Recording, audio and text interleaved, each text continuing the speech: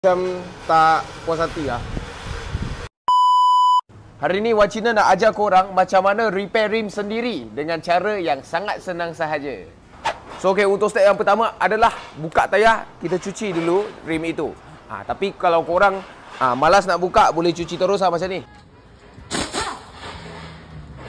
So cara Wan Cina cuci rim adalah sebur chemical dulu, bagi dia punya apa semua, bagi hilang dulu, bagi dia punya dust, brake dust apa semua hilang dulu, nanti baru kita cuci, bagi bersih-bersih, okey?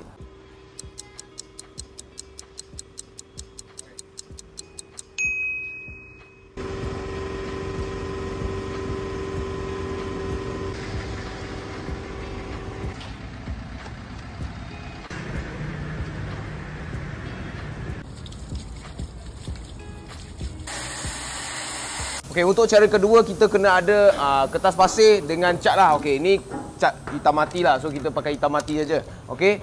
So kita ambil kertas pasir, kita gosok dulu belah tempat yang dah calar tu. Gosok sampai dia halus. Okey.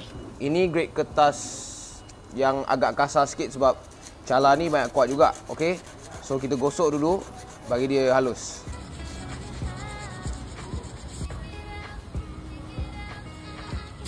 Bagi lap sikit dulu, okey. Bagi habuk habis dulu, okey. Kita boleh masuk cat terus. Okey. Kita cat, kita tengok kena cara macam ni. Alamak.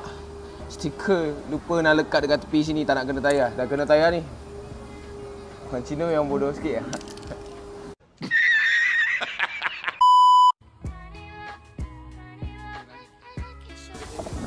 Okey, sekarang kita pasang balik. Kita tengok lepas pasang dekat kereta macam mana rupa lepas cat ni. Okey.